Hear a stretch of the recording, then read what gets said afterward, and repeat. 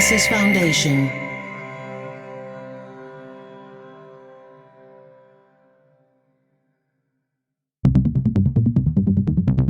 Dublab.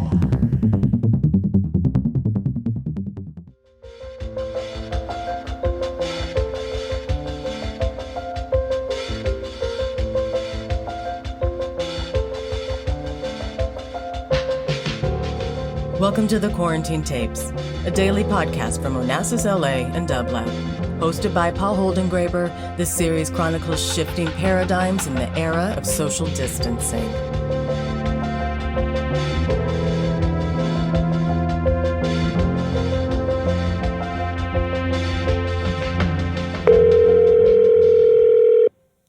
Hi. Hello, could I please speak with Natalie Diaz? Yes, this is Natalie. Natalie, Hi, hello. Thank you so much for taking the time for being part of the Quarantine Tapes. I'm really delighted. No, my pleasure. My pleasure. Where do I find you? Yeah, I'm out at Fort Mojave right now. So I'm back in my homeland in Mojave land, Mojave Right. territory. And Yeah. tell me, Natalie, for the last 4 months, what has your quarantine looked like? It looked like the desert, I guess. My quarantine began a little bit before everybody else's, shelter in space. My mother had a medical emergency, so I came back home to my reservation. And then within a week or two, shelter in place occurred, and we've stayed through that. So You've written very, very poignantly about your mother and taking care of her. Is that something you still need to do now? yeah, my mother's very strong. She's doing well. She's healthy. Her wound is healing.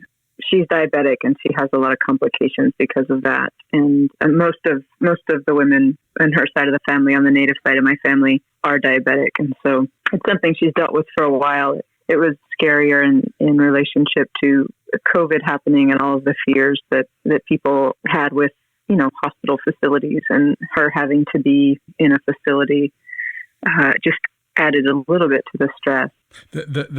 What is the medical situation on the reservation? We have our own medical center, so we'll have visiting doctors come in, or sometimes we'll have a doctor who comes in. A lot of times there are people who are retired and live in the area. They don't usually last very long. It's not necessarily a hospital. There are no emergency facilities there. Our closest hospital is up on the mesa, so you'd have to drive to that. Otherwise, we have these small medical facilities. And in some ways, it was really scary because we didn't have the right care.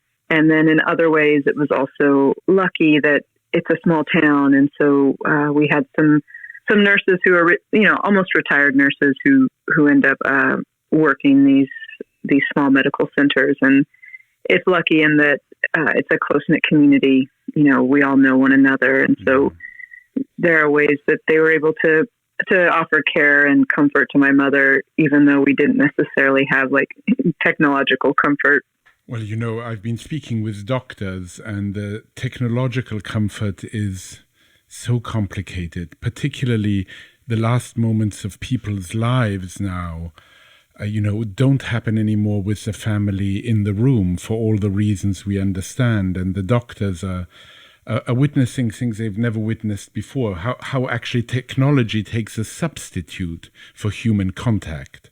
It's quite extraordinary. Now, Natalie, you once said, it's not that I don't understand what identity means or how it functions, but I'm imagining ways to become, and I love this word, unpinnable. In this moment, how are you thinking about what it means to be unpinnable?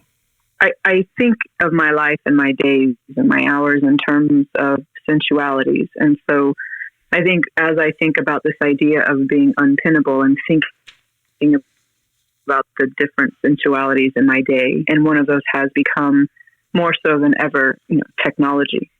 Technology in the ways that we know technology, I think technologies are many. I think language is a technology, but meaning an extension of the body or a way to connect or carry one body to another. But the idea of being unpinnable to me, I mean, we, like right now, the census is happening.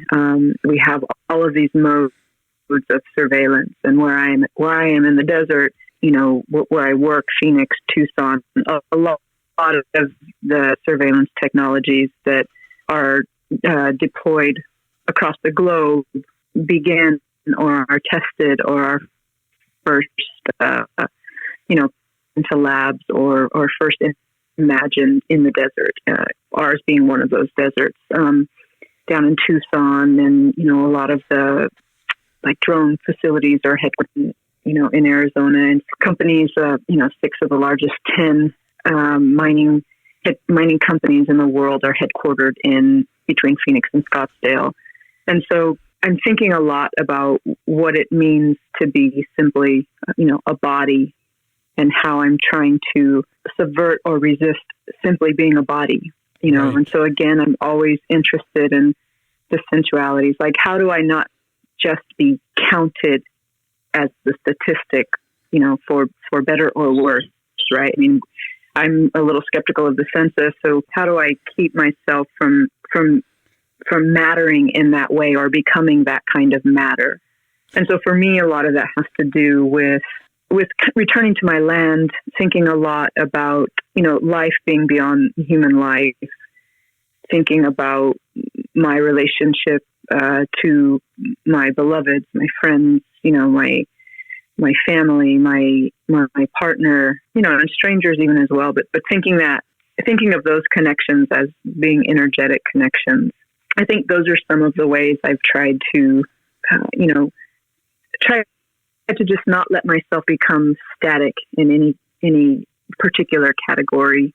I remember I think it's the beginning of Les mots et les choses of Foucault, where he says, identity cards, which really is the kind of passport you carry around when you're in France, is what the police need.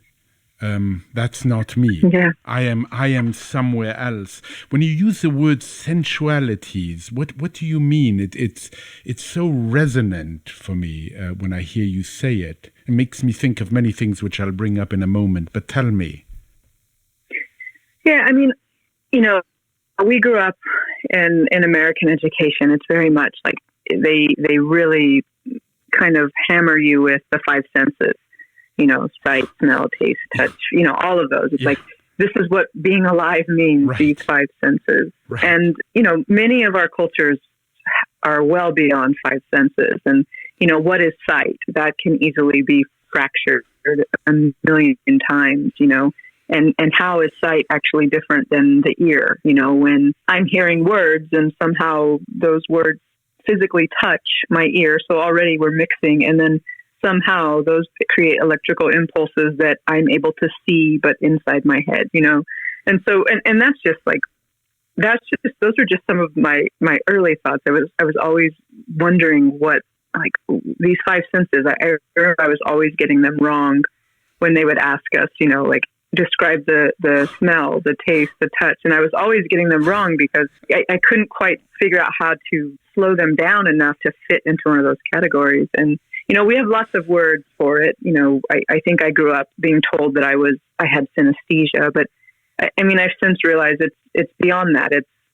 My sensuality is very much connected to the desert. Like, I can feel electricity in the air. I can feel water or moisture. Like, we know when storms are coming. We can read a cloud, as if we're almost touching it, And so I really do think sensuality, I feel like the body is a small part of sensuality. So sensuality exists well beyond what I'm able to control or contain with language of what sensuality is.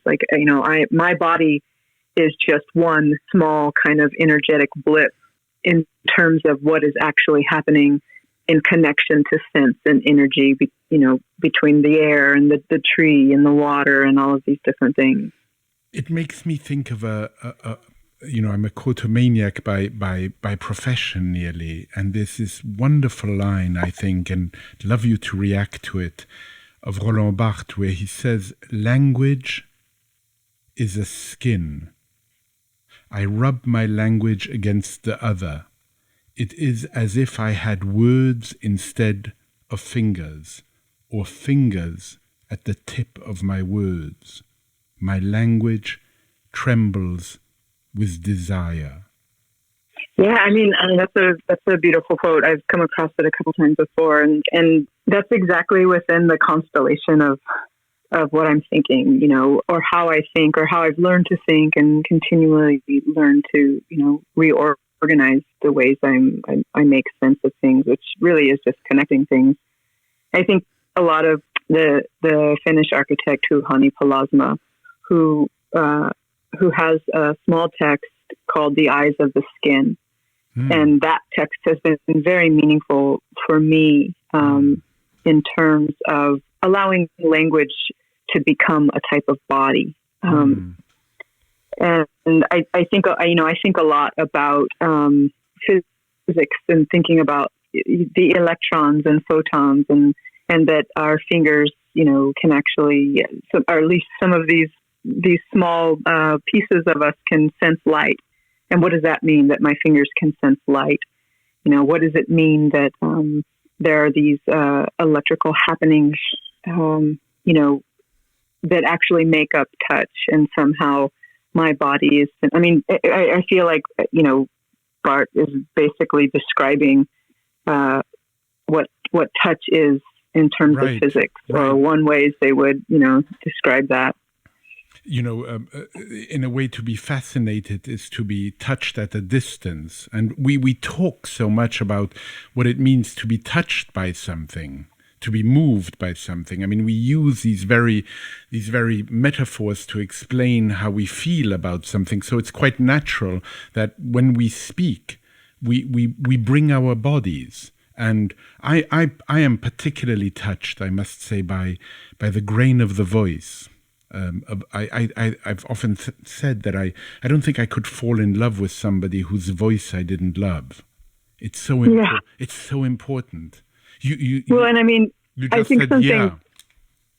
Yeah, I mean, like, even as you say that now, I'm thinking a lot about, you know, again, that voice is physical. We've been taught that it's just hearing, like we hear it, you know. I'm also thinking, of course, of friends who are deaf and friends who I've needed to speak into their hands. That's the voice I become to them. You know, that's how they know what I, quote, sound like. It is actually feeling.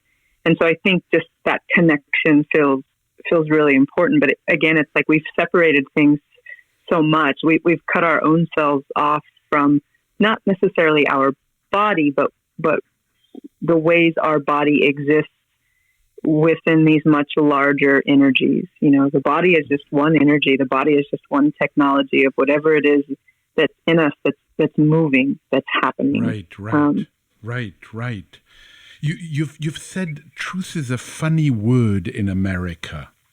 It is the thing I trust least, or maybe I trust America and truth equally, which is little. What did you mean by that? Yeah, I mean, I think we're seeing a lot of that disruption right now. Yeah, no kidding. Is that you know, and I think truth is one way that I am looking at truth is that it's a way of being asleep. As soon as something becomes true, there's a way that I quit making inquiry, or I quit asking questions of it.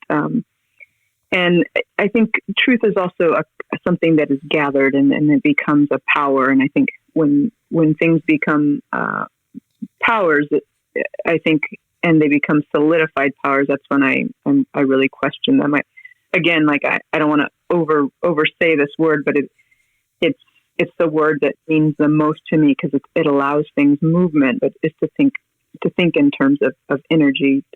I think of truth as being something that has come to a standstill. There's an absurdity to being native in America. It's, you know, how am I supposed to operate? And many people we're looking, you know, we're seeing right now in ways that we haven't before, but, you know, some of us have, but at least as a country, we haven't seen and heard the voices of Black Americans and, descendants of enslaved peoples the way that we are hearing from them right now. America is being forced to listen, and to look, I think, in ways that they've let themselves look away. Do you think they're hearing? I don't think they're hearing yet, or maybe they're hearing, right, in the same ways we talked about the voice, but I don't know that it's reached them in terms of feeling yet. I think we're realizing we don't have the language or the lexicon to talk about a lot of these things. We either need to move completely back and find this language before empire, or we need to leap forward and imagine the language beyond empire. And again, that's what I mean by absurdity. It's how do you exist in a country that only exists because of your death? Like how do you? I think people don't realize, and I can't imagine what it's like to be a Black American. I know it's very difficult being an Indigenous person in this country, because we're asking a nation that has been built upon, but also has insisted continually that we not exist. Yeah, in so many ways. And that epigraph in Love poem is haunting me, of Joy Harjo. Is that how you say her name? Yeah, Joy Harjo. Yeah, God, it's so. And I went and looked up the whole epigraph, where she says, "For any spark to make a song, it must be transformed by pressure. There must be unspeakable need, muscle of belief, and wild, unknowable elements." And then what you quote in your extraordinary collection, Love poem: "I am singing a song that can only be born after losing a country." Yeah, and I think we need to lose it again. Wow. As a Native person, we lost it once. We're not all the same people, of course, but I live on a reservation because our lands have been diminished and had lines literally drawn around them. So suddenly, this is our land versus us being caretakers of the land and being a part of a land that stretched, very widely. And so there's a way that, yes, Native Americans have lost their country, lost the land, at least at the beginning of this country. But I do believe that we need to lose the country again. And it's difficult to speak in these terms. It's difficult to speak, within institutions or within, academies when you're saying the problem is the state, the problem is the nation. And it's almost an impossibility for some people to think that way. Go ahead. I'm sorry. Yeah, no. So I'm always struggling with the lack of language to express that, because, English is the language that I use primarily. The lack of language. And when I heard you read not so long ago, you read a beautiful text. I don't know where it is. I've looked for it. I can't find it. I hope to read it someday. Really about the extinction of language and what is lost when a language goes extinct. Or differently put, what does a language contain that isn't contained elsewhere? I've been thinking a lot lately about, of course, my Mojave language and also, of course, the English language, and how those two things exist inside me, and who I am because of those languages. And again, this is such an inadequate word, but the only word that keeps popping into my head lately is how absurd it is. That there is no such thing as logic when it comes to language. It's an estimation of logic, right? Like it's an estimation of my own body even. And so there's a way that I think about speaking English and how English doesn't have the imagination and doesn't have imagination enough for me to exist the way my Mojave language does because it was made for me. You know, it was given to Mojaves by a creator, and it was a language that we could see ourselves in. It was a language about our land. You know, it was literally pulled up from our land. And so I think there's something almost impossible about existing, among languages or between languages. And the impossibility is not necessarily me. It's, the languages themselves. And so I'm not sure necessarily where to situate those things. And it's very different being home in my land. I'm like I say, I'm in, Mojave, so Mojave land right now. And when I teach at Arizona State, I live on Atham land. So, being connected to the land in this way, the land that I've been, raised to believe is also my body. It's,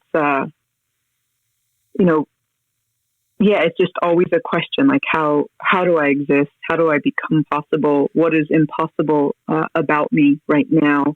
And in a way, it goes back to this notion of unpinnable. It reminds me of that wonderful line of Lawrence Stern, where he said, "To define is to distrust." Yeah. Yeah, and I mean it's. I think that's like this idea of being unpinnable. To me, it's a way of existing. It's the breath not held but breathed. It's the one let out that's moving, and it's again the way we've learned. Like language is in my mouth, but it was given to me and it's come from someplace else. It's an energy, and I am just one small. I'm one small space of it. It'll move through me. I've always loved this idea that thought is made in the mouth. Yeah. I mean, I think of the mouth. I think of the hands. I think a lot that my hands know a lot more than I do. And that. Tell me more. Tell me more. I love this. Yeah, well, I mean, I feel like I'm often chasing my hands through the day, and I wonder a lot because one of my modes of expression is to write or to draw, and I often, I write longhand, so I don't usually write on the computer until I'm, at a certain point. But I also draw, and it's, it occurs to me often that wherever my mind exists in me in those moments, wherever that energy exists, it's not necessarily in my head or behind my eyes. There are ways that my hands are making decisions for me that I don't know until I arrive. So there's a way that I'm arriving at my hands, and they're already doing their work. And I think that sometimes happens, with anger. I think it happens with desire. There are ways that, we've separated the mind and the body, but there are ways that they are inseparable. And I imagine myself, one chasing the other in me at most of the time. And sometimes one manages to wrestle or thinks that wrestles control or wrests control, and that, mind over matter or, in the mind's eye or something. But I think it's a lot more complicated than that. But also this notion of unknowing. In one line of one of your poems says, I obey what I don't understand, then I become it, which needs no understanding.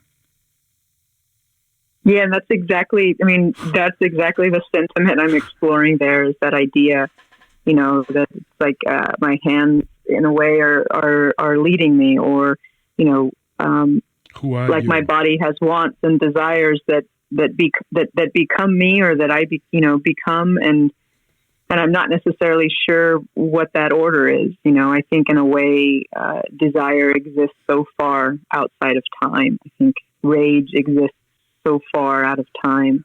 And you've said so beautifully about time that it's like an accordion. And I'm wondering what you meant by that. It brought up so many images. Yeah, and I mean, I think the accordion comes up because I believe we try at least to manipulate it. But one of the ways that I've been taught to think, or that I've come to think by what I've been taught, is that, I think part of this goes back to being the idea of being unpinnable is that I want to be out of time. I want to step out of time. And, there are ways that I have learned that's the way we exist, is that, anything that's arrived here, it's already been dreamed to me, for me, from somewhere else, from someone else. And so there's a way of that we've been taught. We consider it, the word is translated to dream. It doesn't mean the dream that happens when you sleep, but it says, like, this was dreamed for me, or, I'm wishing you good dreams. And that doesn't mean I hope you go to bed tonight and don't have nightmares. What it means is, it means that I'm wishing you all the energy you need to arrive at the place that you're meant to arrive at. So, even this small conversation, we connected through someone else, and then I met you at a reading, and now here we are. And that I can know that each one of those things was already there waiting for me before I arrived to it. Well, I felt that way when I came to hear you read so beautifully. That text on language was so gorgeous. Together with Naomi Shihab-Nye, who's a poet I utterly adore, and hearing the two of you, it was it was chamber music of the highest order. And I just knew, Natalie, I needed to speak to you again, and I'm happy we are here. And I'm wondering, in closing, might you leave us with a poem? Sure. I have a book here somewhere. I'll read something short. See. And again, gracias for this. Gracias a ti.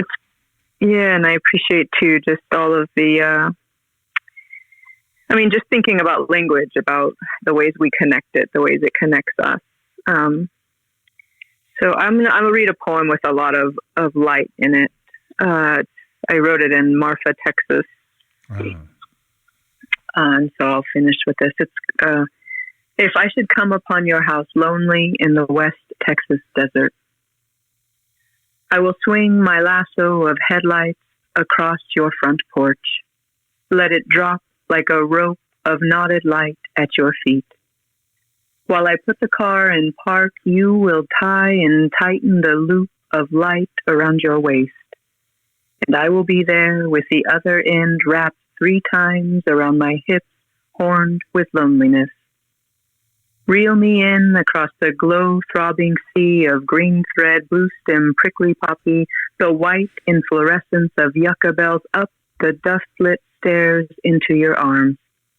If you say to me, this is not your new house, but I am your new home, I will enter the door of your throat, hang my last lariat in the hallway, build my altar of best books on your bedside table, turn the lamp on and off, on and off, on and off. I will lie down in you, eat my meals at the red table of your heart. Each steaming bowl will be just right. I will eat it all up, break all your chairs to pieces. And if I try running off into the deep purpling scrub brush, you will remind me there is nowhere to go if you are already here. And pat your hand on your lap lighted by the topazian lux of the moon through the window. Say, here, love, sit here. When I do, I will say, and here I still am. Until then, where are you? What is your address? I am hurting. I am riding the night on a full tank of gas, and my headlights are reaching out for something. Natalie, thank you for that offering. Thank you so much. And I can't wait for when our paths cross again and we align. Yes, I look forward to it. And I'm wishing you good dreams and love and health to you and all of your beloveds. Thank you. And now I know what good dreams means. Yes. Take good care. Bye-bye. All right. The same to you. Ciao. Ciao. To support this show and Dublab's progressive programming, go to dublab.com/support.